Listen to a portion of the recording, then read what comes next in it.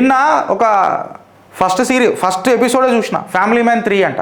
నాకు ఒళ్ళు మండింది. ఫస్ట్ ఎపిసోడ్కే మండింది ఒళ్ళు, తీసి పడుతో బినిగా. అందులో అసలు ఆ ఫ్యామిలీ మ్యాన్ మనోజ్ బాజ్పేయి అనుకుంటా, మనోజ్ బాజ్పేయినా ఫ్యామిలీ మ్యాన్ 3లో క్యాస్ట్లో కొట్టు, ఆయన పేరు మనోజ్ బాజ్పేయి అనుకుంటా. One of the must actor ఆయన. అంటే వీరు తెలిసి చేస్తారా తెలియక ఇప్పుడు వాళ్ళ ఇంట్లో గృహప్రవేశం అవుతుంటుంది, ఆ సీన్లో కూర్చుంటారు, పూజ చేస్తుంటారు.